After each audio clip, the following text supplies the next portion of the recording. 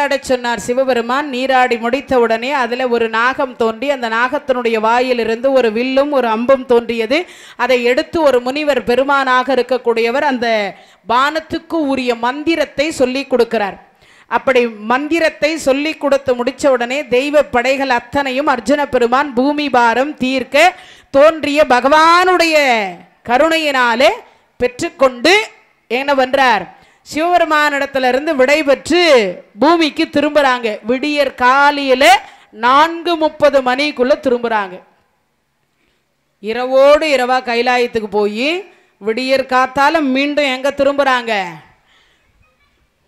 குருச்சேத்திரம் என்று சொல்லக்கூடிய மகாபாரத யுத்தம் நடக்கக்கூடிய சமந்தக பஞ்சக மடுவுக்கு திரும்புறாங்க. திருப்பி எண்ணிய காரியம் எய்தி இறைஞ்சி இந்திரன் மாமகனோ, எண்ணிய காரியம் எய்தி இறைஞ்சிய இந்திரன் மாமகனோ, திண்ணிய நேமி வலம்புரி வான்கதை சிலையுடை நாயகனும் புண்ணியன் மால்வரை நின்று உரகாரி புயங்களும் வன்கரமோ நன்னிய காலையில் வெள்ளி எழுந்தது ஞாயிறு எழுந்திசையே. இறைவனுடைய கருணையினால் எண்ணிய காரியம் எய்தி இறைஞ்சி இந்திரன் மாமகனும் திண்ணிய நேமி வலம்புரி வாழ்தகை சிலையுடன் நாயகனும் புண்ணியன் மால்வரை நின்று உர காரி புயங்களும் வான்கரமும் நன்னிய காலையில் வெள்ளி எழுந்து ஞாயிறு எழுந்திசையே. ஞாயிறு எழுந்திசையேனார். இப்போ இறைவனுடைய கருணையினால விடியற் காலை பொழுது பாண்டவர்கள் இடத்துல வந்து சேர்ந்துடுறார். சேர்ந்த அடுத்த வினாடி பார்த்தீங்கன்னா அர்ஜுன பெருமான் செய்த சபதத்தை இப்போ துரியோதன இடத்துல தர்மராஜா கடோத்கஜனை விட்டு தூது அனுப்புறார். எவ்வளவு நல்லவர் பாருங்க. தம்பி சபதம் செய்திருக்கிறார். அந்த சபதத்தில் தோத்து விட்டால் தம்பி நரகத்துக்கு போகணும், இல்லைன்னா நெருப்பில் விழுந்து சாகணும். ரெண்டுத்துல ஏதோ ஒன்று நடக்க போகுது. ஆனால் இவர் எவ்வளவு நல்லவர் பாருங்க. இப்படி ஒருவன் சபதம் செய்திருப்பது இன்னும் துரியோதனுக்கு தெரியாது. துரியோதனுக்கு தங்கச்சி வீட்டுக்காரனா என்ன, நமக்கு தங்கச்சி வீட்டுக்காரனா என்ன, ரெண்டுமே ஒன்று தான். அதனால் இவர் என்ன பண்ணுறாரு, கடோத்கஜா நீ போய் என்ன பண்ணுற, ஆமாம் துரியோதன பெரியப்பா கிட்ட, ஏன்னா ஒரு நாள் பெரியவன் இல்லையா, இவங்க அப்பனை விட அவங்க அப்பன் ஒரு நாள் பெரியவன் இல்லை, அவன் பெரியவன் இல்லையா, அதனால் துரியோதன பெரியப்பா கிட்ட போய் இந்த மாதிரி உங்கள் சித்தப்பா சபதம் செய்திருக்கிறாருன்னு சொல்லி நீ சொல்லிட்டு வா. எவ்வளோ நல்லவர் பாருங்க. தான் தம்பி நரகத்துக்கு போனாலும் பரவாயில்ல, யார் அவரு, அர்ஜுனர் நரகத்துக்கு போனாலும் பரவாயில்லன்னு நினைச்சு இங்க சொல்றார். இங்கிவர் மூவரும் ஏகினர் மீள முன் எரி முரசு கொடி உடையோ, இங்கு இவர் மூவரும் ஏகினர் மீள முன் எரி முரச கொடியோன் அங்குரையாடியது உரை செய்யின் மண்மிசை யார் வியவாது ஒழிவார் பங்குணன் ஓதிய வஞ்சின மூம்பசை பதியிடை ஏகியதும் கங்குலின் ஏவினன் உரை செய்க எந்தை கடோர் கசமீலியே. கஜன் என்று சொல்லக்கூடியவனை தர்மராஜா தூது அனுப்புறார். அதாவது பார்த்தீங்கன்னா என்னன்னு கேட்டா, அர்ஜுன பெருமான் சபதம் செய்திருக்கிறார். அந்த சபதத்தை இவ தூதாக அனுப்பி விடுறார். தன் திருமைந்தன் மௌலி துணித்த ஜெயத்ரதன் தன்னை வாழ் வென்றி கொள் காவலர் காவல் மகிப்பினும் வேலலான் வீழ்த்தவன் முள்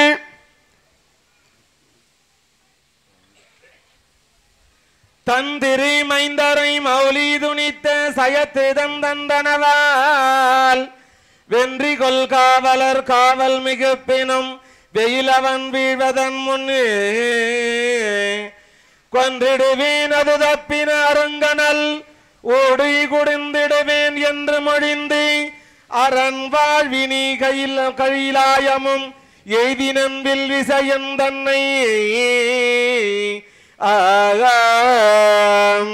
அந்த தூது என்று சொல்லக்கூடியது கடோத்கஜன் போய் சொல்றார்.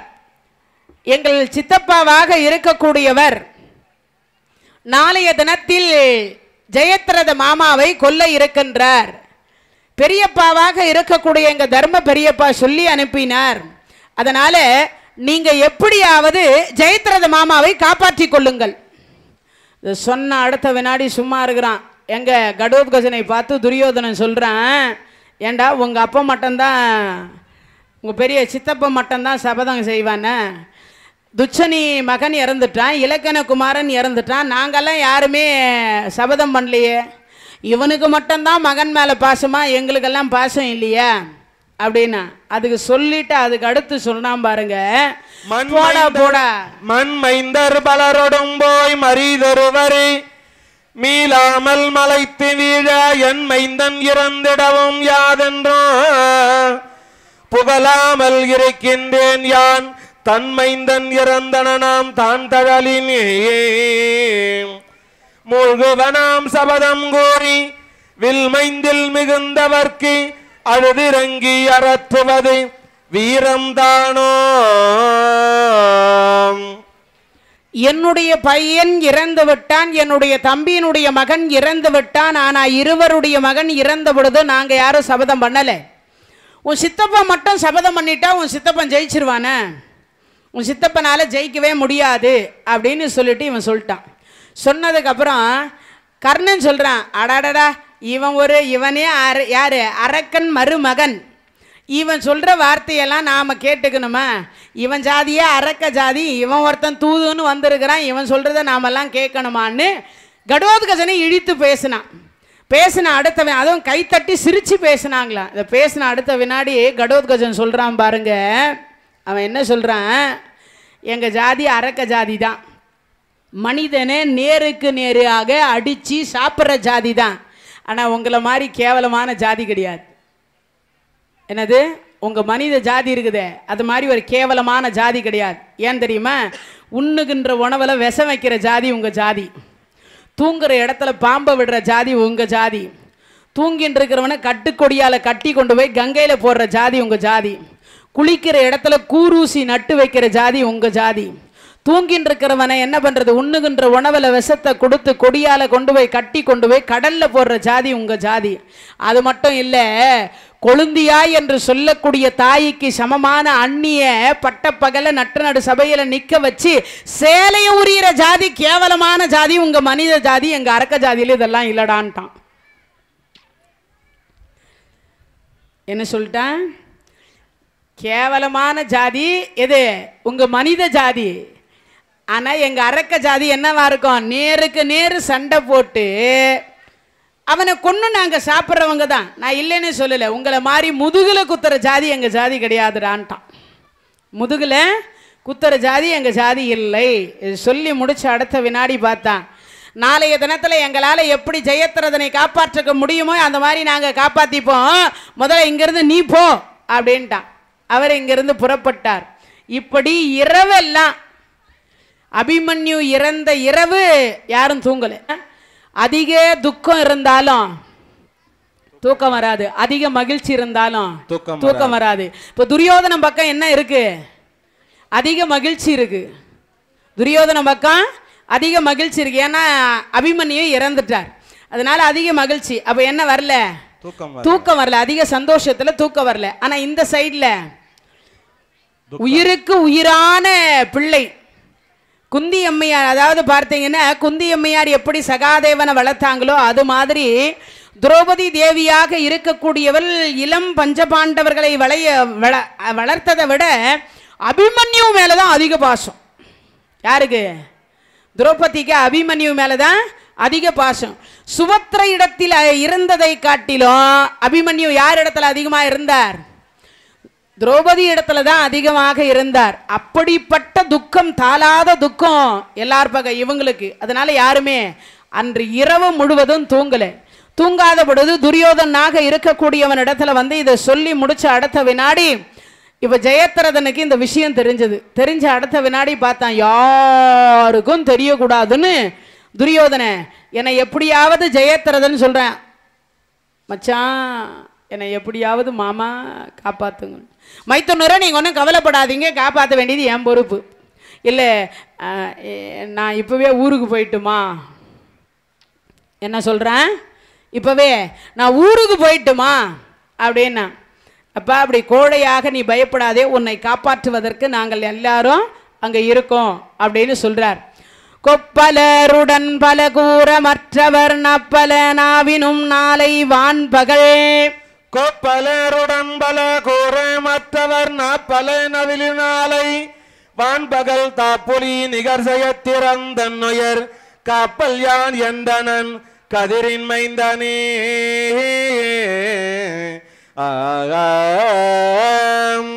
இறைவனுடைய கருணையினால் 13வது நாள் போர் என்று சொல்லக்கூடியது. 13வது நாள் இரவு முழுவதும் தூங்கலே. பகவான் விடியற் காலையில் வந்தார். தர்மராஜா கேட்டார், சிவபெருமானிடத்துல ஜெயத்ரதனை கொல்லக்கூடிய ஆயுதத்தை பெற்று வருவதற்காக நாங்கள் கைலைக்கு போயிருந்தோம், இந்த விஷயத்தை சொல்லி முடிச்சார். சொல்லி முடிச்ச அடுத்த வினாடி கதோகஜன் தூது போன விஷயத்தை அங்கே சொல்லிட்டார். துரியோதனுக்கு மட்டும் தங்கை கிடையாது. யாருக்கு? எனக்கும் அவள் தங்கை தான். அதனால எங்களுக்கு உடன் பிறந்த தங்கை கிடையாது இல்லையா? உடன் பிறந்த தங்கச்சி இருக்கிறாளா இல்லையா? அட நாராயணா, பாண்டவர்களுக்கு உடன் பிறந்த தங்கச்சிக்கிறாளா இல்லையா? யார் சொன்னது இல்லைன்னு? சங்கோதையம்மன் சங்கமாதேவி போத்தராஜாவினுடைய மனைவி, மாத்ராதேவிக்கும் பாண்டுவுக்கும் பிறந்தவள் சங்கோதையம்மன். இவர் காலாட்படையினுடைய வீரர். இவரை தான் கல்யாணம் பண்ணி வைக்கிறாங்க. யாருக்கு? சங்கோதையம்மனுக்கு கல்யாணம் பண்ணி வைக்கிறாங்க. யாருக்கு வைக்கிறாங்க? சங்கோதையம்மனுக்கு இவரை கல்யாணம் பண்ணி வைக்கிறாங்க. இவர் தான் பண்டாரப்பெட்டி, எது ஜாட்டி, பம்பை, உடுக்க, வீரகந்தம், மஞ்சள், குங்குமம், விபூதி, இது அத்தனையும் வச்சு வழிபாடு பண்ணிட்டு இருந்தார். ஒரு நாள் காளி தேவி காட்சி கொடுத்தார். அந்த காளி தேவி வேற யாரு? திரௌபதி தான் காளி தேவி.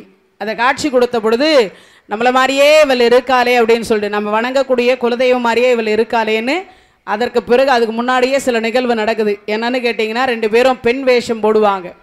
ஒருத்தி கிழவி வேஷம், ஒருத்தி குமரி வேஷம். அதாவது பார்த்தீங்கன்னா, போத்தராஜா என்று சொல்லக்கூடியவர் அவர் ஒரு நாட்டினுடைய ராஜாவாக இருக்கிறார். அந்த நாட்டினுடைய ராஜாவாக இருக்கிற பொழுது அவருக்கு பெண் தேடுறார். அவங்க அப்பா ஜாதகத்தை கொண்டு போய் கொடுத்த உடனே அந்த இடத்துல சொல்லிட்டாங்க, உனக்கு மருமகள் வந்தால் ஆயுள் இல்லைன்ட்டாங்க. அந்த அரசன் என்ன பண்ணிட்டான்னா, இவருக்கு பெண்ணை நல்ல பெண்ணை காட்டல. உனக்கு எந்த மாதிரிடா பெண் வேணும்னு அப்பா கேட்டார். அதுக்கு இவர் சொல்லிட்டார். என்ன சொல்கிறாரு? எக்காரணத்தை கொண்டும் என்னது அருங்குந்தல், நறுங்குந்தல், கருங்குந்தல், பெருங்குந்தல், உச்சந்தலையிலிருந்து ஒட்டு இல்லாமல் பூமியை தொடணும், செக்க செவேன்னு இருக்கணும், புருவம் வில் மாதிரி இருக்கணும், கண்ணு மீன் மாதிரி இருக்கணும், மூக்கு கிளி மூக்காக இருக்கணும், உதடு கொவ்வாய் செவ்வாய் இதெல்லாம் இருக்கணும், பல்லு முத்து மாதிரி இருக்கணும், கழுத்து சங்கு மாதிரி இருக்கணும், ஸ்தனம் கோபுர கலச மாதிரி இருக்கணும், இடை சிறுத்து இருக்கணும், தொடை பெருத்து இருக்கணும், மொத்தத்தில் அவள் நீலவேணி குதிரை மாதிரி இருக்கணும்ட்டார். இதை கேட்ட அடுத்த வினாடி பார்த்தாரு. நட்டையா இவ்வளோகிற முடியை தான் காட்டுவார், கண்ணங்கரையேனுக்கிறதான் காட்டுவார், பல்லு எடுப்பாக்கிறதான் காட்டுவார், கண்ணு இல்லாத நொல்ல என்ன பாருன்னா உன்னை பார்க்கறதான் காட்டுவார். இப்படி நல்லா இல்லாதையே காட்டினார் அவங்க அப்பா. இனிமே நான் எனக்கு கல்யாணமே வானான்ட்டு இவர் சன்னியாசியாக போட்டார்.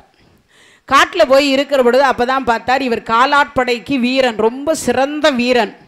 அப்படி காலாட்படைக்கு வீரனாக இருக்கக்கூடிய காரணத்தினால உனக்கு இவர் என்ன பண்ணார், அர்ஜுனா நீ கிழவி வேஷம் போடுறியா குமரி வேஷம் போடுறியா?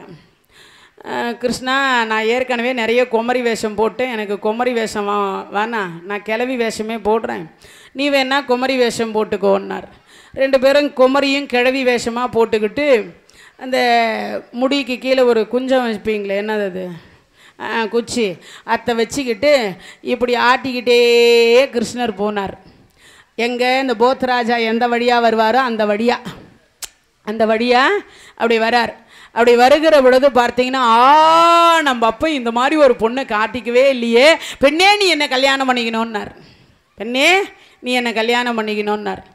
சரி சரி கல்யாணம் பண்ணிக்கிறேன், இது வரைக்கும் உன்னை கல்யாணம் பண்ணிக்க விடாமல் தடுத்ததே உங்கள் அப்பந்தான் அப்படின்னு சொல்லிவிட்டு, உங்கள் அப்பன் தலையை கொண்டு வந்தால் நான் கல்யாணம் பண்ணிக்கிறேன் அப்படின்னு சொல்லிட்டாங்க. அது சொன்னதுக்கப்புறம் அப்பன் தலையை போய் இவன் வணங்குற மாதிரி வணங்கி வெட்டி விட்டதாக. இது புராணத்தில் கிடையாது, இது செவி வழி கதை. தெலுங்கு பாரதத்தில் இருப்பதாக சொல்லப்படுகிறது. தெலுங்கு பாரதத்தில் இருப்பதாக சொல்லப்படுகிறது.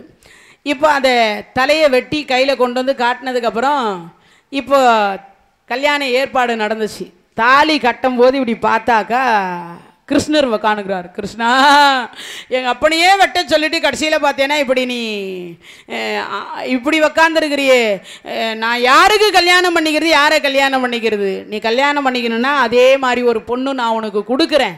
ஆனால் நீ தருமர் பக்கம் காலாட்படைக்கு வீரனாக நீ வருவதாக, போர் மன்னனாக போர் வீரனாக நீ வருவதாக இருந்தால் உனக்கு அந்த பெண்ணை கல்யாணம் பண்ணி வைக்கிறான். அதே மாதிரி பெண்ணை கல்யாணம் பண்ணி வைப்ப, சத்தியம் பண்ணு. ஏன்னா நீ முதலையே ஏமாத்திட்டேன். சத்தியமாக கல்யாணம் பண்ணி வைக்கிறேன், நான் போர் வீரனாக மாறுகிறேன் அப்படின்னு அவர் சொன்னாராம். அதற்கு பிறகு போர் மன்னனாக அவர் மாறினதுக்கு பிறகு அப்போதான் சங்கினிடத்தில், அதாவது பார்த்தீங்கன்னா முன்பே கதையில் சொல்லியிருக்கேன், இருந்தாலும் உங்களுக்கு நினைவுபடுத்துகிறேன். மாத்ராதேவி உடன்கட்டை ஏறினாலேயே பாண்டுவோட சேர்ந்து அந்த விந்து என்று சொல்லக்கூடிய சுக்கிலம் வந்து அவன் நெருப்பில் ஏறிய பொழுது, இறங்கிய பொழுது, அவர் நெருப்பில் எரிஞ்ச பொழுது அவள் உடம்புல இருந்து வெடித்து சிதறி கடலில் போய் சங்கில் போய் அது விழுந்தது. அந்த சங்கில் போய் விழுந்தது, அதிலிருந்து ஒரு பெண் குழந்தை பிறந்தது. சங்கிலிருந்து பிறந்ததுனால அதற்கு சங்கோதையம்மன்னு பேர். கடல்ராஜன் இடத்துலையும் அந்த சங்கு கிட்டையும் வளர்க்க வச்சிருந்தார் பகவான். இவருக்கு கல்யாணம் பண்ணி கொடுக்கறதுக்காக அந்த பெண்ணை அப்போதான் கொண்டு வராங்க. எங்கேருந்து? கடல்ல இருந்து கொண்டு வராங்க. கடல்ல இருந்து கொண்டு வந்து அப்போதான் தருமர் முன்னாடி நிற்க வைக்கிறாங்க. தர்மா, இவள் யார் தெரியுதா? அச்சி அசல் எங்க அம்மா சித்தி மாதிரியே இருக்கா. யாரு? மாத்ராதேவி மாதிரியே இருக்கா இவ அப்படின்னார். மாத்ராதேவியே இல்லை, மாத்ராதேவியே தான் அந்த அம்மா. எப்படி அப்படின்னும் பொழுது அப்போதான் இந்த கதையை சொல்றார். உங்கள் அப்பா சேர்ந்த பொழுது அதனுடைய சுக்கிலமாக இருக்கக்கூடியது சங்கில் போய் இருந்து அதை நான் குழந்தையாக பிறந்த பொழுது கடல்லேயே வளர்க்கப்பட்டேன். அவளுக்கு பேர் சங்கோதையம்மன், சங்கமாதேவி என்று பெயர் அப்படின்னு சொல்லி அந்த சங்கோதையம்மனை அழைத்து வரார். அழைத்து வந்து யாருக்கு? போத்தராஜாவுக்கு திருமணம் பண்ணி கொடுக்குறார். இந்த கோயில் எங்கே இருக்குது அப்படின்னா, நான் முன்பே உங்களுக்கு எல்லாம் சொல்லியிருந்தேன், மீண்டும் சொல்கிறேன். சென்னையில் தாம்பரத்திற்கும் சோழிங்கநல்லூருக்கும் சென்டரில் செம்பாக்கம் என்று ஒரு பகுதி இருக்குது. அதே மாதிரி கடற்கரையில் பிஜிபி கோல்டன் பீச்சிலிருந்து கோவலம் போகிறதுக்கு சென்டரில் ஒரு பகுதி இருக்குது, ஒரு குப்பம் இருக்குது. அந்த குப்பத்துலேயும் இந்த செம்பாக்கம் என்று சொல்லக்கூடிய இடத்துலையும் இந்த கோயிலே சங்கினால தான் கட்டியிருப்பாங்க. இந்த கோயிலே எதில் கட்டியிருப்பாங்க? வெறும் சங்கில் தான் கட்டியிருப்பாங்க. கோயிலே சங்கில் தான் கட்டப்பட்டிருக்கும். அதுக்கப்புறம் இவரும் சங்கோதையம்மனும் கணவன் மனைவியாக நின்று காட்சி கொடுப்பாங்க. குப்பத்து மீனவர்களுக்கு முக்காவாசி பேருக்கு சங்கோதையம்மன் தான் குலதெய்வம். யார் குலதெய்வம்? மீனவர்களுக்கு சங்கோதையம்மன் குலதெய்வமாக இருக்கிறார். போத்தராஜாவை அவங்க காவல் தெய்வமாக வழிபாடு செய்கிறாங்க. இன்னைக்கும் கடலுக்கு போகிறதுக்கு முன்னாடி மீனவர்கள் சங்கோதையம்மனை வணங்கிவிட்டு தான் எங்கே போவாங்க? கடலுக்கு போவாங்க. இப்போ பாண்டவர்களுக்கு தங்கச்சி இருக்கிறாளா இல்லையா? அப்போ திரௌபதி அம்மாவுக்கு அந்த தங்கச்சி என்ன வேணும்? என்ன வேணும்? எப்பா அந்த நாத்தனாருன்னு சொல்றதுக்கு என்ன பாரு, நாத்தனாருனாவே ஒரு பயம் வருது எல்லாரும் மனுஷலையும். ஆமா, என்ன சொல்லிடுவனோன்னு. திரௌபதி அம்மாவுக்கு என்ன வேணும்? நாத்தனார் வேணும். அதனால பாண்டவர்களுக்கும் ஒரு தங்கை இருக்கிறாள் அப்படின்னு சொல்லப்படுகிறது. இறைவனுடைய கருணையினால் கடோத்கஜன் போய் தூது போய் மீண்டு விட்டார். 13வது நாள் இரவு யாரும் உறங்கலே. 14வது நாள் சிறிது நேரம் பொழுது விடிய போகுது. சூரியன் உதயமானது. காலை கடன் எல்லாம் முடிச்சிட்டு அவரவர்கள் போருக்கு ஆயத்தம் ஆகிறார்கள். அப்படி போருக்கு ஆயத்தமான உடனே காலை ஆதபனை தருமன் மாமதலை கை தொடரே. காலை ஆதவனை தருமன் மாமதலை கைதொழு கடன் முடித்து அருளி சாலையார் தழல் வேள்வீசை அந்தனர்க்கு தானமும் தகுவனை வழங்கி மாலையாம் அளவில் தனஞ்சயன் முடிந்த வஞ்சினம் வழுவர முடிப்பான் வேலையார் அரவ பலவனை முழங்க வெம்முரன் சேனையோடு எழுந்தான்.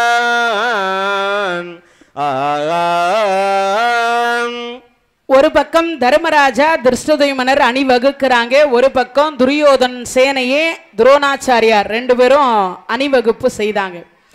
அணிகள் 5 5 5 யூகம் வகுக்கிறாங்க. ஏன்னா அந்த ஜெயத்ரதனை வந்து பார்க்கவே கூடாது. யாரு? அர்ஜுனர். என்ன கூடாது? பார்க்கவே கூடாது.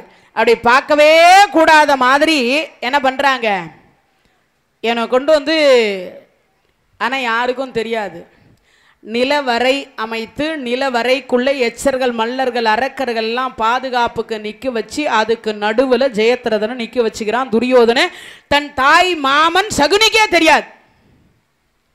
தாய் மாமன் கிட்ட இது வரைக்கும் அவன் எதையுமே மறைச்சது கிடையாது. ஆனால் இந்த ஒரு விஷயத்துல மட்டும் மறைச்சிட்டான். சகுனி பார்க்குறான், எங்க வச்சிருப்பான்னே தெரியலையே. சரி, அங்கே எதிர்த்தாப்புல ஒருத்தனை இருக்க விட்டுருக்கிறோமே, அவனுக்கு என்ன வேலை?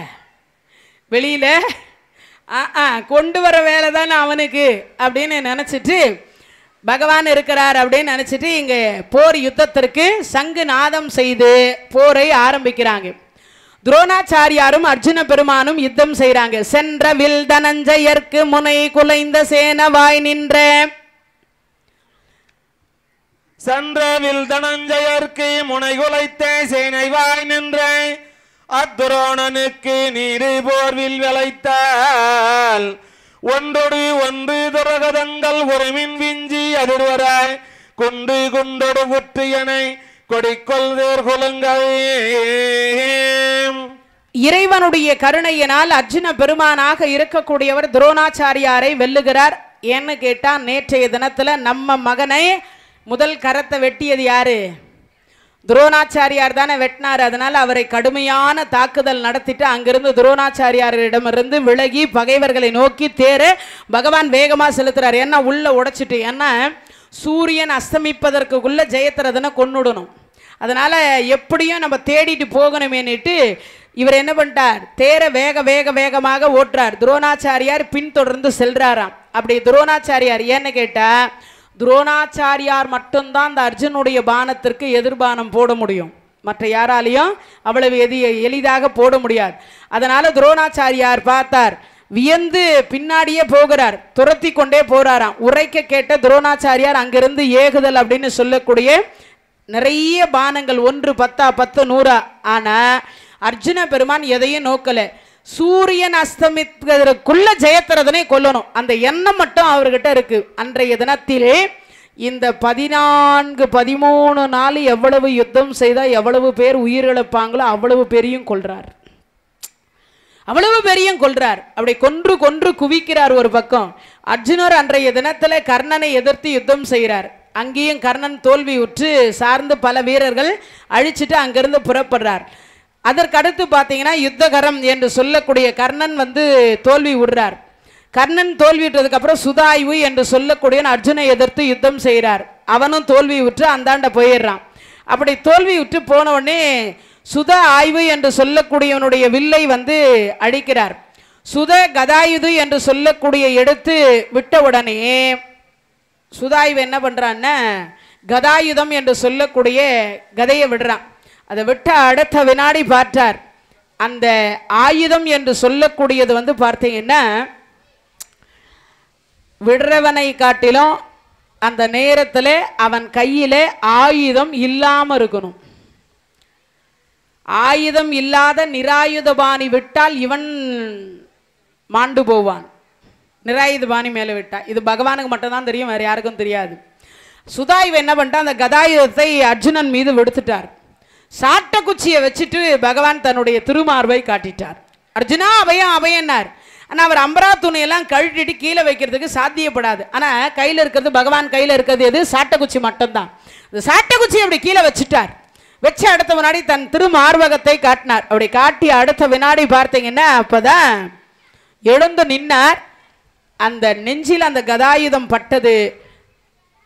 பட்டவன் ஒன்றும் ஆகலை, விட்டவன் செத்து போனான். விட்டவன் செத்து போனான். இந்த சுதாய்வுக்கு பண்ணவாதை என்று சொல்லக்கூடிய ஒரு தாய் இருந்தார். அவ என்ன பண்ண, என் மகன் வீரத்தோடு வெற்றி பெற வேண்டும், என் மகன் வெற்றி பெற வேண்டும், என் மகன் வெற்றி பெற வேண்டும்னு சொல்லிட்டு இறைவனை வேண்டி தவம் இருந்தாளாம். அப்படி இறைவனை வேண்டி தவம் இருக்கின்ற பொழுது அந்த இடத்துல இறைவன் காட்சி கொடுத்தார். அம்மா என்ன வேணும்? என் மகன் வெற்றி பெறணும், அதுக்கு நீ ஒரு ஆயுதம் கொடுக்கணும்னார். இந்த ஆயுதத்தை வாங்கியாச்சு. வாங்கும் பொழுது அது பகவான் கொடுத்து ஒரு நிபந்தனை சொன்னார். அம்மா, எவன் மீது விட்டாலும் அவனை கொல்லும், ஆயுதம் இல்லாத நிராயுதபாணியின் மீது விட்டால் உன் மகனை கொல்லும்ட்டார். விட்டவன் செத்து போவான். இது யாருக்கும் தெரியாது, பகவானுக்கு தெரியும். கையில் வச்சிருந்த சாட்டக்குச்சியை வச்சுட்டு கீழே மார்பகத்தை காமிச்ச அடுத்த வினாடி விட்டவன் செத்து போனா, பட்டவர் நன்றாக நின்றார். தேவர்கள் பூ மலை பொடிதாங்களாம். ஆகவத்தின் விசை உய்ய ஐயன் மெய்யல் அறையவன் மோகரித்து அறிந்ததெவன் முடிதுலங்கி மண்மிசை சோகமிக்கு விடுதல் கண்டு தூரகாரியாதலால் மாகம் கொற்றை அமரர் செம்பன் மழை பொழிந்து வாழ்த்தினார்.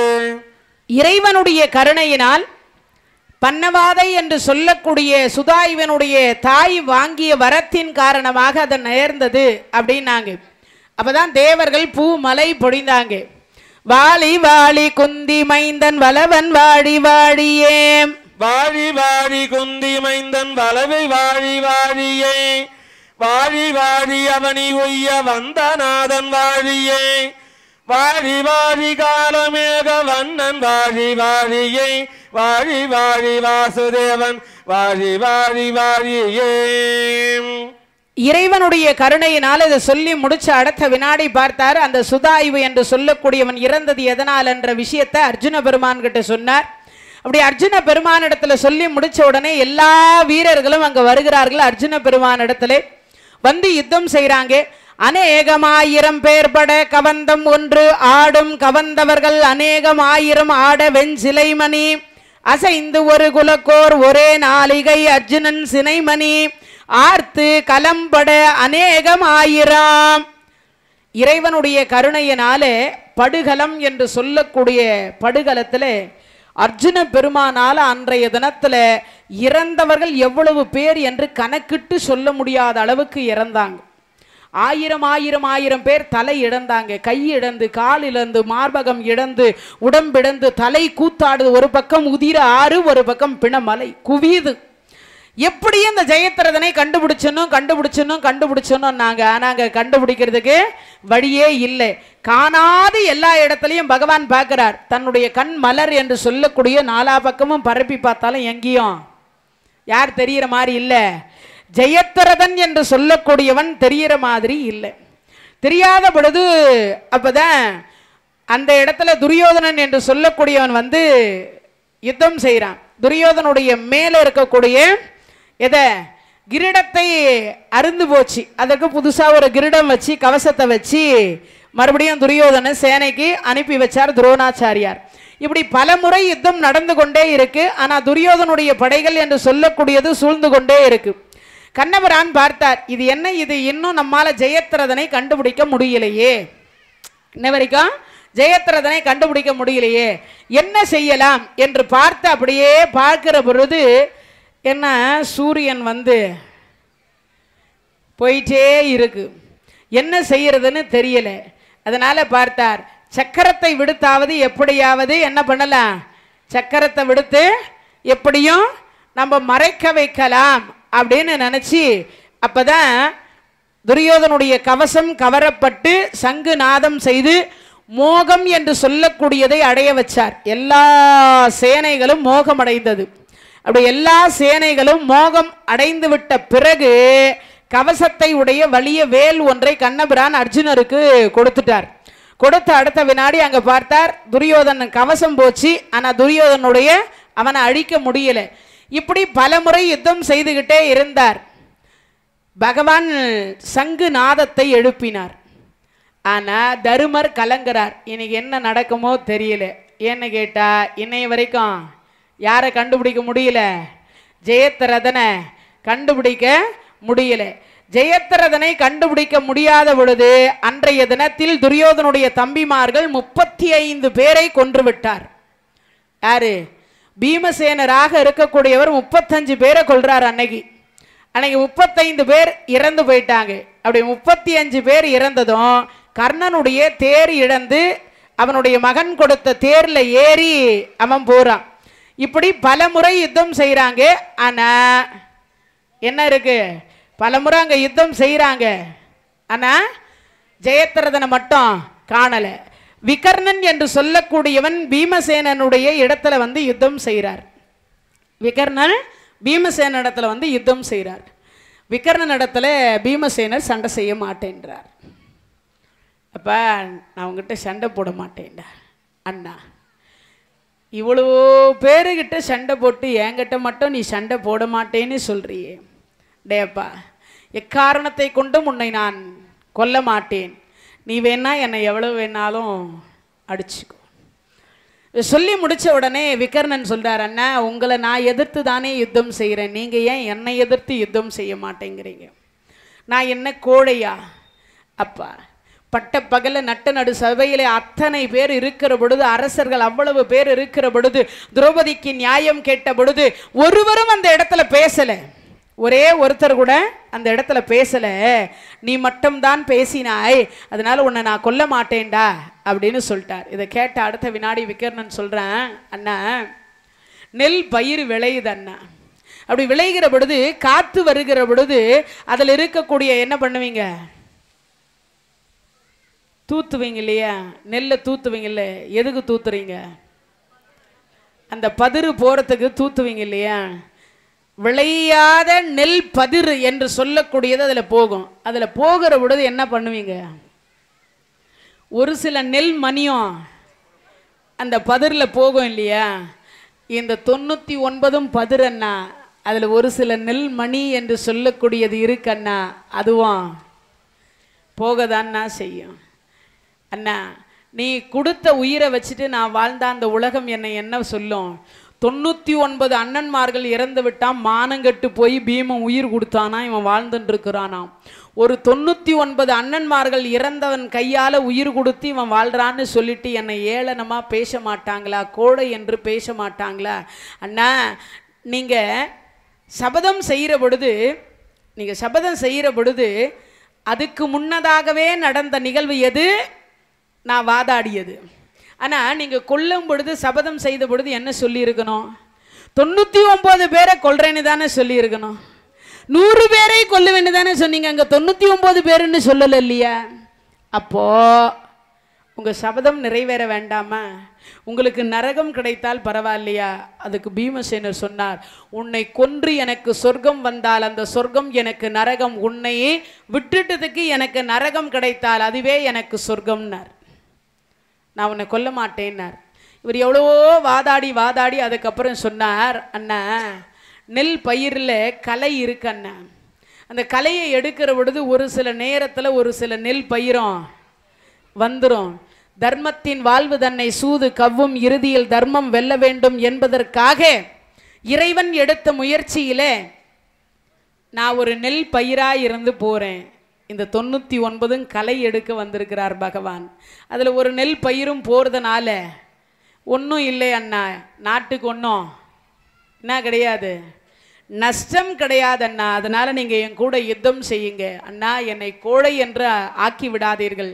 அது மட்டும் இல்லை அண்ணா, நீங்கள் கோழையாக்கி விட்டால் எனக்கு நரகம் கிடைக்கும், நான் சொர்க்கம் போவதும் நரகம் போவதும் தங்கள் கையில். எல்லாரையும் அந்த கதாயுதத்தினால ஓங்கி ஓங்கி ஓங்கி ஓங்கி அடித்த பீமசேனர், ஆனால் இந்த விகர்ணனை மட்டும் அடிக்கிற பொழுது ஒரே ஒரு அடி அடிச்சிட்டு அவன் உயிர் போன உடனே அள்ளி எடுத்து மடியில் போட்டு தேம்பி தேம்பி அழுதார். தம்பி உன்னை கொன்றதற்கு எனக்கு அந்த இறைவனிடத்தில் மன்னிப்பு இல்லை, நரகத்தை கேட்குறேன். அடுத்த ஒரு ஜென்மத்திலேயாவது உன்னை மாதிரி தம்பி என் கூட பிறந்திருக்கணும், உன்னை கொன்றதற்கு பாவத்திற்கு எனக்கு நரகம் கொடுக்க வேண்டும் என்று அழுது புலம்பினார். அப்படி விகர்ணன் என்று சொல்லக்கூடியவனை துணித்து, அதாவது இறந்து விட்டார். அப்படி இறந்து விட்ட பிறகு அர்ஜுனன் என்று சொல்லக்கூடியவன் இடத்துல தேடிக்கொண்டே வராங்க. ஆனால் தேடி எங்கேயும் கிடைக்கல. இந்த யாரு ஜெயத்ரதன் எந்த இடத்துலையும் கிடைக்கல. அப்படி கிடைக்காத பொழுது என்ன செய்யலாம்னு பார்த்தார். மணி நெருங்கிக்கிட்டே இருக்கு. இதுக்கு மேலே என்ன பண்றது, வேற வழி இல்லையேன்னு சொல்லிட்டு பாராளி அவலம் அற பாண்டவர் தம் இடர் தீர பார்த்தன் வாழ. பாராளி அவலம் அற பாண்டவர் தம் இடர் தீர பார்த்தன் வாழ. பேராழி அனைதோலும் பெருமிதவும் உடன் மறந்து பிறந்த மாயோன்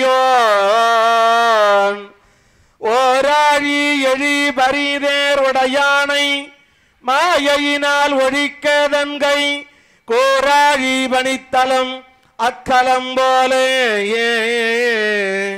சிவந்தன குடபாலுங்கும்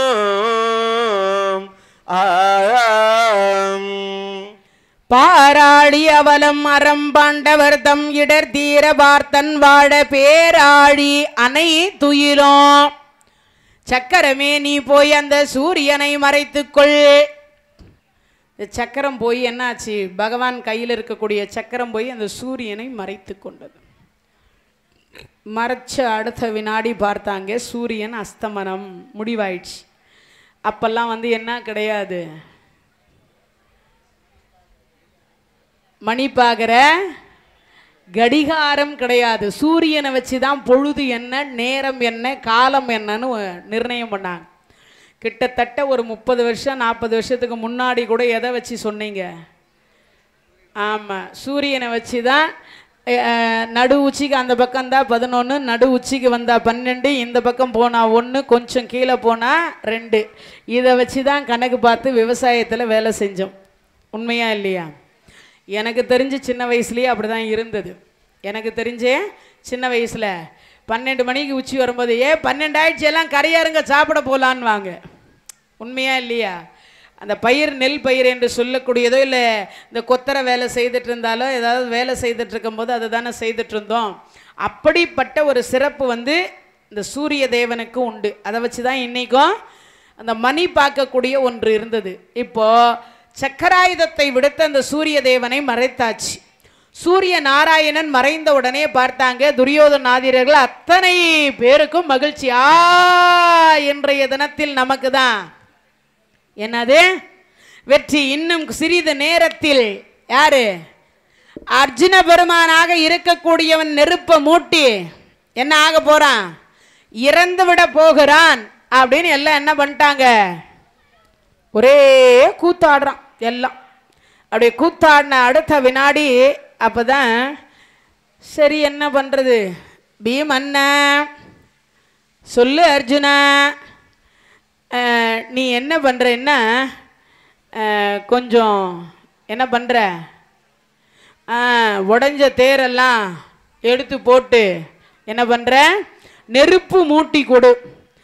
அயத்திரதம் இடம் பசும்பொன் ஆவது போல் அர்ஜுனர் அறிநன்னாக.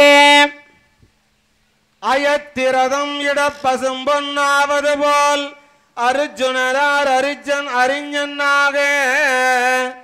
நயந்து ரத மொழிகீதை நவின்ற பிரான் மயக்கரியார் நாள் செய்வார் என்றான். பயத்திரதம் மறைந்ததன வலம் பொறித்தாரவன் சேனை மன்னர் யாரும் செயத்ரதந்தனை கொண்டு செருமுனையில் விசயன் எதிர் சென்று சேர்ந்தார். பீமன்னா நெருப்பு மூட்டி தாருங்கள். பீமசேனர் உடஞ்ச தேரெல்லாம் சேர்த்து ஒன்னா நெருப்பு மூட்டி கொடுத்தார். கொடுத்த உடனே இந்த மேலே போட்டுட்டு இருந்த அம்பரா தூணை கைட்டினார். காண்டிபத்தை கீழே வைக்க போறார். அர்ஜுனா அர்ஜுனா, என்ன கிருஷ்ணா நீ காண்டிபத்தை மாட்டிக்கோ. எதுக்கு கிருஷ்ணா? சாக நெருப்பில் விழுந்து இறக்க போகிறேன். இந்த காண்டிபம் இருந்தால் யாருக்காவது பயன்படும் இல்லையா? எதுக்காக அதை நெருப்பில் என்னோட சேர்த்து மாய்க்க வேண்டும்? சொன்னது செய், மாட்டிக்கோ. சரி அர்ஜுனா அர்ஜுனா, என்ன கிருஷ்ணா? தேர் ஏறு. கிருஷ்ணா சாக போறவனுக்கு எதுக்கு கிருஷ்ணா தேர்? ஏறுனா ஏறும். இதுக்கு மேலே நீ எப்போ அர்ஜுனனா பிறக போகிறேன், நான் எப்போ கிருஷ்ணனா பிறக போகிறேன்? எனக்கு எப்போ சுபத்திர தங்கச்சியா பிறக்க போகிறா, நான் எப்படி அந்த தங்கச்சியை உனக்கு கல்யாணம் பண்ணி கொடுக்க போகிறேன்? கடைசியா ஒரு முறை பார்த்தனுக்கு சாரதியா இருந்துடுறேன், இந்த தேர்ல ஏறு. சாகும்போது கூட இவன் தொந்தரவு தாங்க முடியல. ஏறினார். பொண்ணும் மாப்பிள்ளையும் கல்யாணம் ஆனதும் மணவரியை எப்படி சுற்றி வருவாங்க?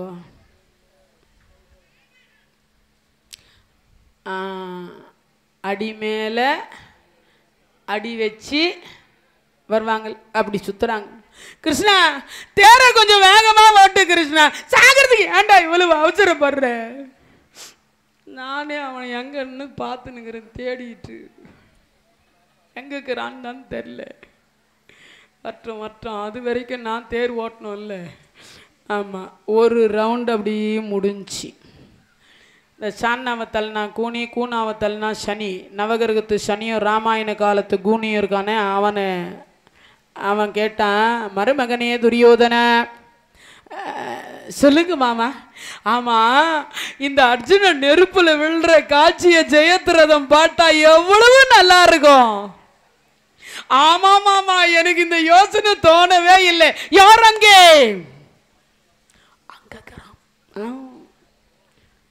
மருமகனே துரியோதனா, என்ன ரகசியம்? அது ஒன்றும் இல்லை மாமா, யாருக்கும் தெரியாம நிலவரையில நான் தான் யார ஜெயத்ரதனை மறைத்து வைத்திருக்கிறேன். அப்படியா? சரி சரி, சீக்கிரமா அழைத்து வர சொல். அவன் நேர்ல நெருப்புல சுத்தி வளம் வந்து விடுவதை பார்த்தான்னா ஜெயத்ரதன் மனசு எவ்வளவு சந்தோஷமாக இருக்கும். அதுக்கு தான் வர சொன்னேன் மாமா. இதுக்கு தான் மாமா நீங்க வர இருக்கணும்ன்றது. எங்கேயோ நிலவரையில் இருந்தவனை கூட்டு வந்து, ஆமா வேக வேகமா கூட்டு வந்து நேராக கண்ணு முன்னாடி நிற்க வச்சாங்க. நிற்க வச்ச உடனே 2வது ரவுண்டு இங்கே ஸ்டார்ட் ஆகுது. அர்ஜுனா சொல்லுங்க கிருஷ்ணா, என் 6 உயிர் மருமகனை உன் மகனை கொன்றவன் எதிரில் இருக்கின்றான், பானம் போடு. வி வடிவேல் துணைத் தலைவர் கதிரிமங்கலம் இங்கே 200 ரூபாய் அன்பளிப்பாக அளித்திருக்கிறார்கள். அவர்களும் அவருடைய குடும்பங்களும் நோயற்ற வாழ்வும் குறைவற்ற செல்வத்தை பெற வேண்டும் என்று சொல்லி எல்லாம் வல்ல இறைவனை வேண்டி பிரார்த்திக்கின்றோம். கிருஷ்ணார்பணம். சொல்லி முடிகிறார். அர்ஜுனா, என் மருமகனை உன் மகனை கொன்ற ஜெயத்ரதன் நேரு எதிர்த்தாப்புல இருக்கான், பானம் போடு. நேரு எதிர்த்தாப்புல இருக்கான், பானம் போடுன்னார். கிருஷ்ணா, நான் யுத்த தர்மத்திற்கு மாறாக யுத்தம் செய்ய மாட்டேன். எங்க அண்ணாவும் எங்களை அப்படி என்ன பண்ணல, வளர்க்கவில்லைன்னார். எங்க அண்ணா எங்களை அப்படி வளர்க்கல, நாங்க அதை செய்ய மாட்டோம்னா. சொன்ன அடுத்த வினாடி சொன்னார், என்னடா யுத்த தர்மம்னார். யுத்த தர்மத்தின் பிரகாரமா என் மருமகனை கொன்றாங்க. வலக்கரத்தை துரோணாச்சாரியார், இடக்கரத்தை பின்பக்கமாக இருந்து கர்ணம் வெட்டினா. மயங்கி இருக்கிற பொழுது ஜெயத்ரதன் கதாயுதத்தால் அடிச்சு கொன்றான். இதெல்லாம் யுத்த தர்மமா? ஒருவனிடத்தில் ஒருவன் தான் யுத்தம் செய்யணும். இத்தனை பேர் சேர்ந்து யுத்தம் செய்தாங்களே, அது யுத்த தர்மமா?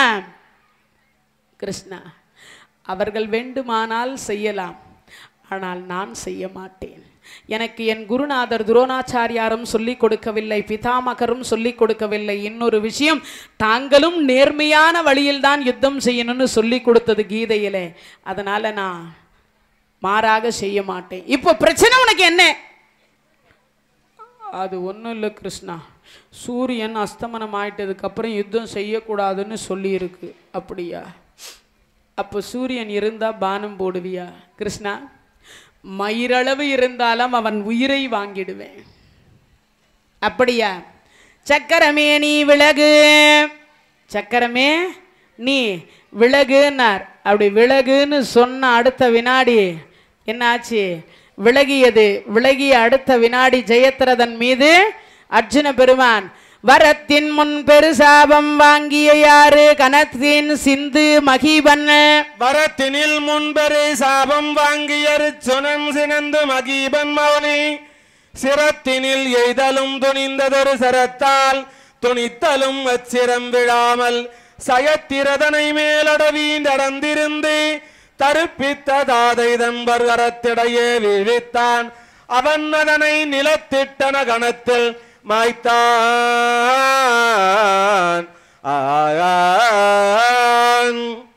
சக்கரமேனி விலகுன்னு சொன்னார். விலகிய அடுத்த வினாடி பார்த்தீங்கன்னா ஏற்கனவே இவர் வில்லை விளைச்சி நானை பூட்டிட்டு தான் தேர்ல ஏற்றி இருந்தார் இல்லையா? அதனால வில்லை விளைத்து நானை பூட்டி அந்த ஜெயத்ரதனை கொல்லக்கூடிய பானம் தான் அதுல ஏறி இருந்தது. உடனே பார்த்தார், பானத்தை விடுத்துட்டார். அர்ஜுனா அபயம் அபயம் அபயம். கிருஷ்ணா என்ன அந்த தலையாக இருக்கக்கூடியது கீழே விழக்கூடாது.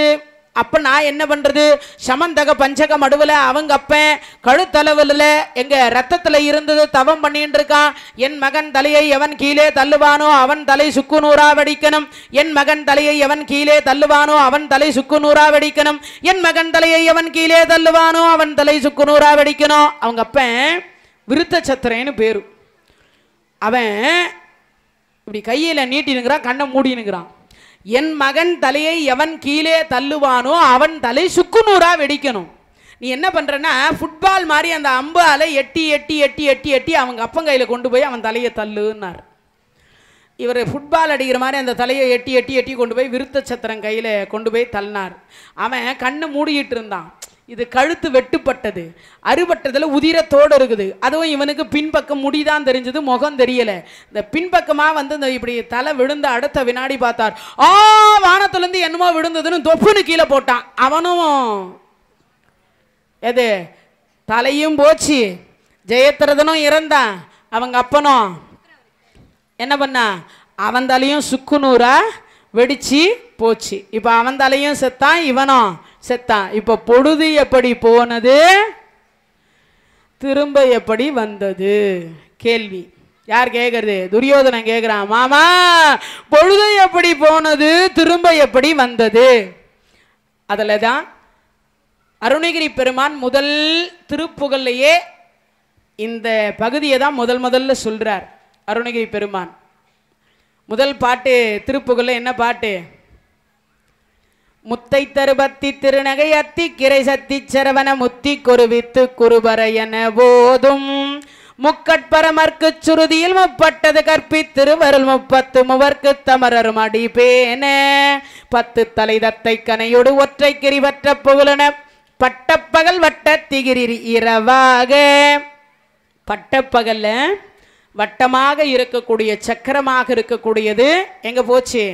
சூரியனை போய் மறைச்சது. 10 தலை தத்தை கனையோடு ஒற்றை கிரி பட்டப்பகல் என பட்டப்பகல் வட்டத்திகிரி இரவாக அப்படின்னு முதல் திருப்புகள்ல வச்சிருப்பார்.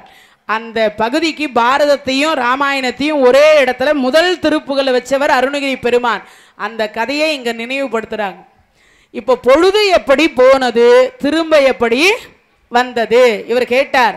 எல்லாவற்றிற்கும் காரணகத்தா இந்த எடையம் அடையம் திருட்டு கிருஷ்ணன் தான். இரவும் யுத்தம் தொடரும்ட்டான். நேற்றைய தினத்துல அபிமன்யுவை கொன்னதற்கு இவங்க சந்தோஷமா இருந்தாங்க. இன்னைக்கு ஜெயத்ரதனை கொன்றதுனால இவங்க கோபத்துல இரவும் யுத்தம் தொடரும்ட்டான். முடையெடுத்து நவநீதம் தொட்டு கடனும் கண்டுண்டு. முடையெடுத்த நவநீதம் தொட்டுண்டும் கட்டுண்டு முதல் நாள் நாக கொடையெடுத்து மழை தடுத்தும் வஞ்சனைக்கோர் கொல்கலமலாம் கொடிய பாவி படையெடுத்து வினை செய்யேன் என புகந்தை மொழி தப்பி பகைத்த போரில் எடையெடுத்த நேமியினால் வெயில் மறைந்தான்.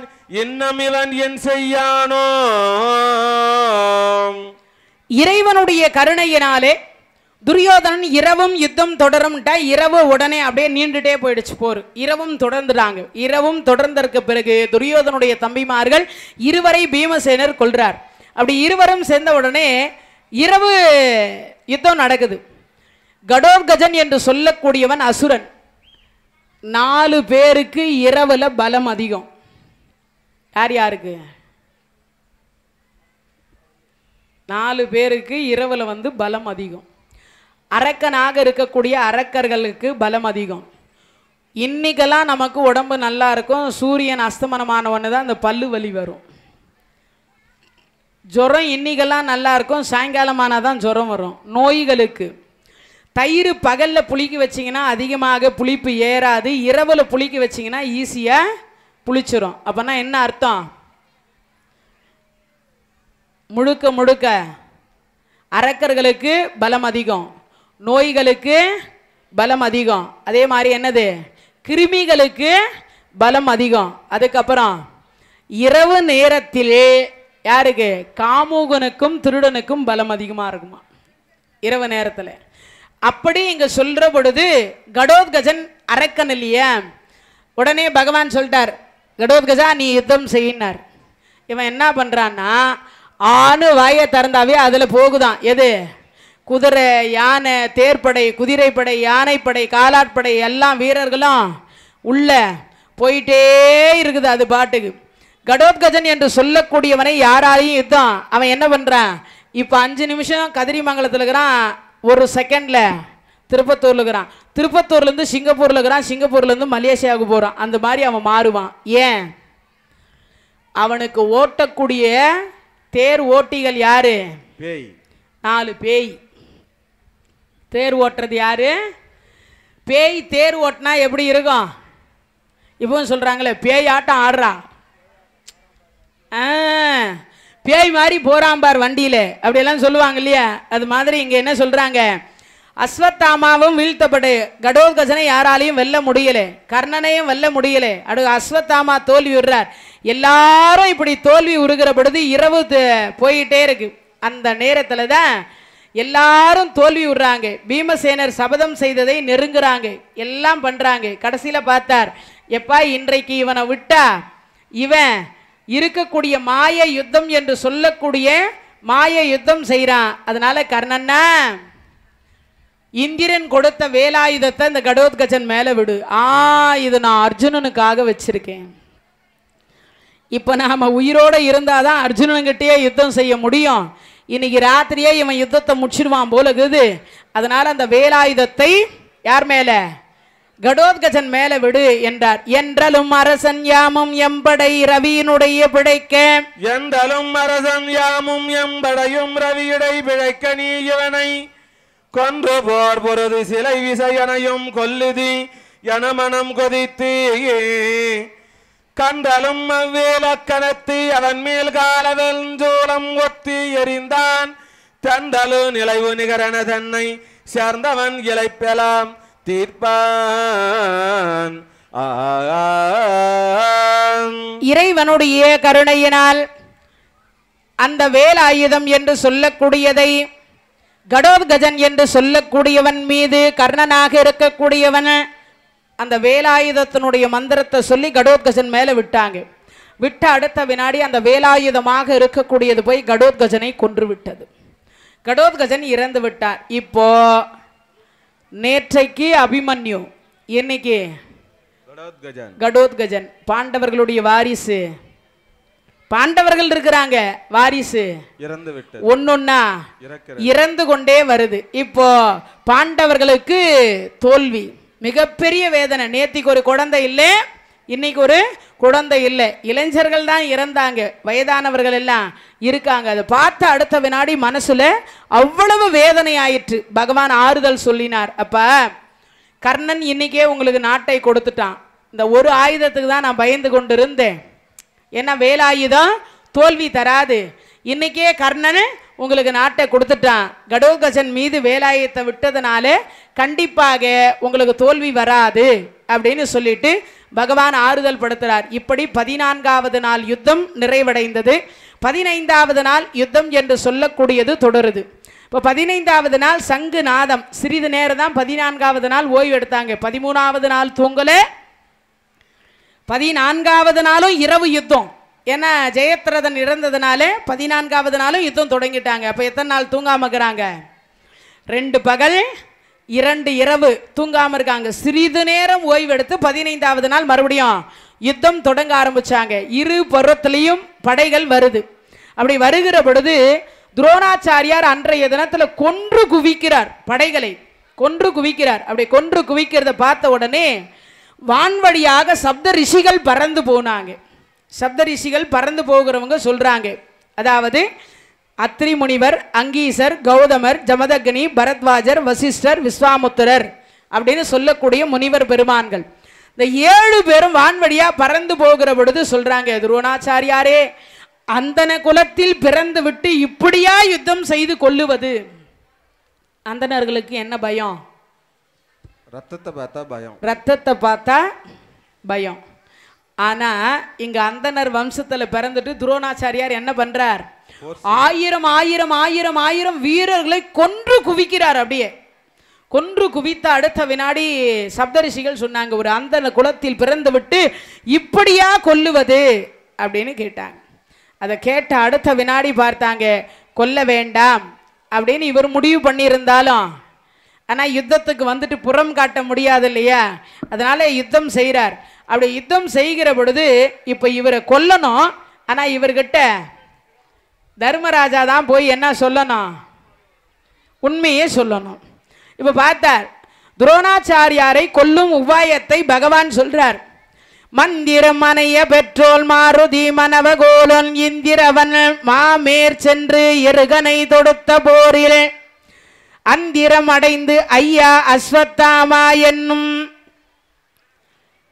மந்திரம் அணைய பெற்றோன் மாருதி மாலவகோன் இந்திரவன் மார்மேற் சென்று எரிகனை தொடுத்த போரில் அந்தரம் அடைந்தது ஐயா அஸ்வத்தாமா என்னும் சிந்துரம் அதனை வேறார் திசைகளில் ஒப்பதென்றோ.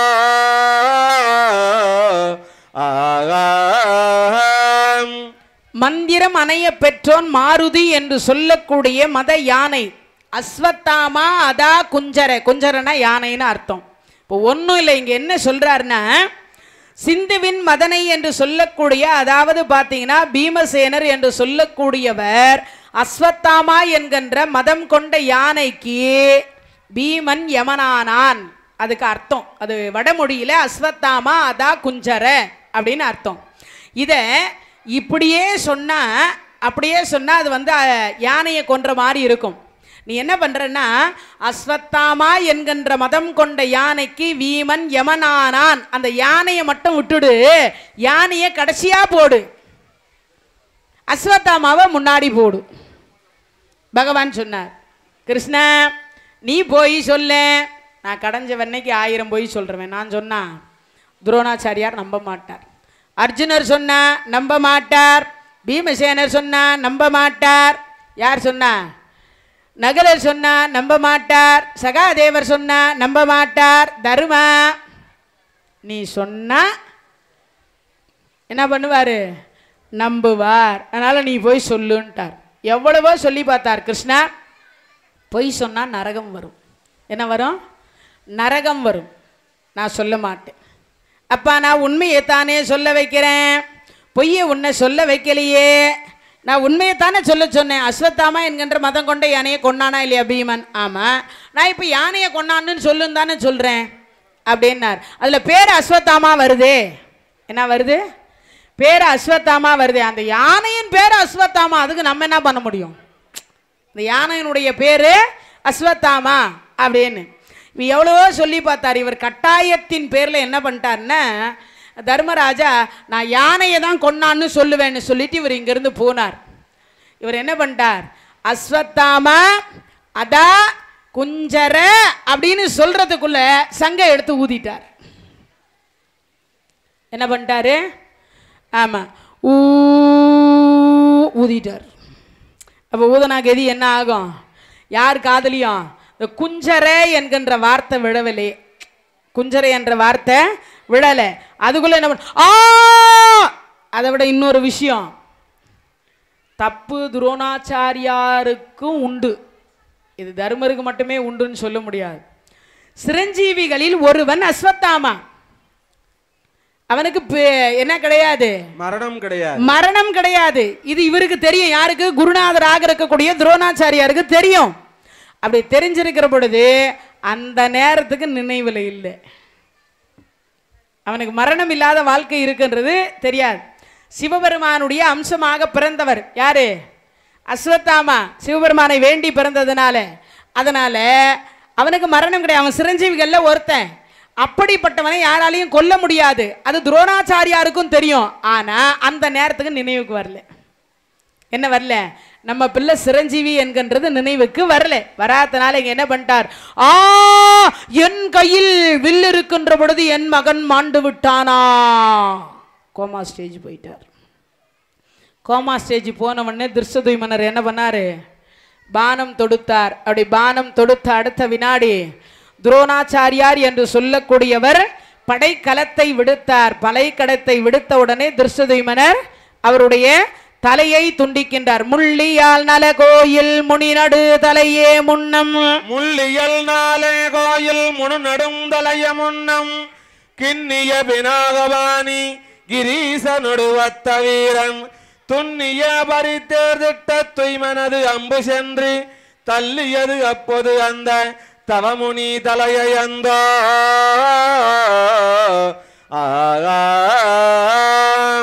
கோபிக ரமண கோவிந்த கோவிந்த ராத ரமண கோவிந்த கோவிந்த ஆஞ்சநேய வரத கோவிந்த கோவிந்த வெற்றிவேல் முருகனுக்கு அரோகரம். துரோணாச்சாரியார் தலையை திருஷ்டத்யும்னர் துண்டித்தார். துண்டித்த அடுத்த வினாடி பார்த்தீங்கன்னா அஸ்வத்தாமாவுக்கு கோபம் வந்துட்டுது. திருஷ்டத்யும்னர் துரோணாச்சாரியாரை கொன்று விட்டதை கேட்ட அடுத்த வினாடி பார்த்தார், இவர் பாசுபதத்தை ஏவ ஆரம்பிச்சிட்டார். பாசுபதத்தை கையில் எடுத்து ஏவலாம், அபாண்ட ஆயுதம் அது, ஏவலாம். கண்டிப்பாக திருஷ்டத்யும்னரை கொல்லாம விடமாட்டேன், இன்றைய தினத்தில் அனைத்து படைகளையும் அழிக்கக்கூடிய அபாண்ட ஆயுதத்தை ஏவேனார். அப்பதான் அங்க வியாச பகவான் வந்து நல்ல அறிவுரையை சொன்னார். அப்ப திருஷ்டத்யும்னன் அவதாரம் என்னைக்கு செய்தானோ அன்றைய தினத்திலேயே என்ன பண்ணிட்டாரு? உங்க அப்பா பாதத்தில் விழுந்து வணங்கி கேட்டார். உங்க அப்பா அவனை தொட்டு தூக்குற பொழுதே இவன் தான் நமக்கு யமன் அப்படின்னு தெரிஞ்சேதான் உங்க அப்பா வில் வித்தையை கத்து கொடுத்தார். அதனால அவர் விதி பிரகாரம் இறந்து போனார். அதனால நீ வந்து என்ன பண்ணக்கூடாது? அபாண்ட ஆயுதம் என்று சொல்லக்கூடியதே ஏவக்கூடாது அப்படின்னு அவர் சொன்னார். பாண்டை சேனை எத்தனையும் கொல்லுவேனார். அதற்கு பிறகுதான் சொன்னார், அவர்கள்கிட்டையும் பாண்டவர்கள்கிட்டையும் என்ன இருக்கு? அபாண்ட ஆயுதம் இருக்கு அப்படின்னு சொன்னார். அதுக்கப்புறம் பீமனை கொல்ல, அதாவது அஸ்வத்தாமா நாராயண அஸ்திரத்தை ஏவினார். அந்த கொடுத்தவரை என்ன பண்ணிட்டார்? பீமசேனர் ஆத்திரத்தில் பானத்தை தொடுக்கலான்னு போகிற பொழுது நாராயணனாக இருக்கக்கூடிய அஸ்திரத்தை தடுக்கிற பொழுது பகவானாக இருக்கக்கூடிய போய் பீமசேனரை காப்பாற்றி அந்த நாராயண அஸ்திரத்தை கொடுத்தவரே திரும்ப வாங்கிக்கிட்டார். இப்படி 15வது நாள் யுத்தம் என்று சொல்லக்கூடியது நிறைவடையது. 16வது நாள் என்று சொல்லக்கூடிய யுத்தம் ஆரம்பம். அதாவது பார்த்தீங்கன்னா சூரியன் அஸ்தமித்து விட்டது. அஸ்தமித்து விட்ட பிறகு அன்று இரவெல்லாம் குருநாதருக்கு மரியாதைக்குது இல்லையா? என்ன கேட்டேன், வில்லை இப்படி தான் வளைக்கணும், இப்படி தான் மந்திரம் சொல்லணும் சொல்லி கொடுத்த குருநாதர் இறந்துட்டார் இல்லையா? தன் தலைக்கு மணிமகுடம் வரும் பொருட்டு குருநாதர் இறந்து விட்டாரே என்கின்ற காரணத்திற்காக இந்த பக்கம் யார் தூங்கல? பாண்டவர்களும் தூங்கல. இந்த பக்கம் துரியோதனனுக்கு தோல்வி, அப்பையும் தூங்கல. அப்படி தூங்காத பொழுது துரியோதனன் கர்ணனை சேனாதிபதியாக ஆக்கினான். கர்ணனை 16வது நாள் கர்ணனை சேனாதிபதியாக ஆக்கினான். அப்படி சேனாதிபதியாக ஆக்கி முடிச்ச அடுத்த வினாடி பார்த்தீங்கன்னா கர்ணனாக இருக்கக்கூடியவர் சென்று யுத்தம் செய்கிறார். இன்று போய் நாளை வா. யார்கிட்ட? அர்ஜுன பெருமான் கிட்ட சொல்றார். அன்று போரில் புரிசேனையின் பதியான வீரனை நீ இன்று போய் நாளை வா, இன்று போய் நாளை வா அப்படின்னு கர்ணனை நோக்கி, அர்ஜுனர் கர்ணனை நோக்கி சொல்லிட்டார், இன்னைக்கு போயிட்டு நீ நாளைக்கு வா அப்படின்னு சொல்றார். இப்படி 16வது நாள்ல யுத்தம். அதாவது முக்கியஸ்தர்கள் யாரும் இறக்கல, முக்கியமானவங்க யாருமே இறக்கல. 17வது நாள் என்று சொல்லக்கூடிய யுத்தம். 17வது நாள் தான் யுத்தம் என்று சொல்லக்கூடியது. அதாவது பார்த்தீங்கன்னா 17வது நாள் பகவான் கிட்ட யார் கேட்கறது? கர்ணனும் துரியோதனும் போர்க்களத்தை அடைஞ்சிடுறாங்க. அப்படி அடைந்த உடனே தம்பிமார்கள் என்று சொல்லக்கூடியவரும் போர்க்களத்தில் போய் சேர்ந்துடுறாங்க. ஆனால் தர்மராஜாவாக இருக்கக்கூடியவர் மட்டும் கேட்குறார், பகவானை பார்த்து கேட்கிறார். நின்றவன் குருசில் அர்ஜுனன் தேர்மேல் நின்றருள் நீலமேனியனை. நின்றவன் குருசில் அர்ஜுனன் தேர்மேல் நின்றருள் நீலமேனியனை மண்டலம் துலப மாலை மாதவனை வழிபடும் அவர்க்குவான் துணையை தந்தடங்கண்ணோடு இதய தமது அரும்ப தாளினை முடியுற வணங்கி இன்றை வெஞ்சமரில் ரவிதம் செய்வான் எய்துமோ இயம்புதி என்றான்.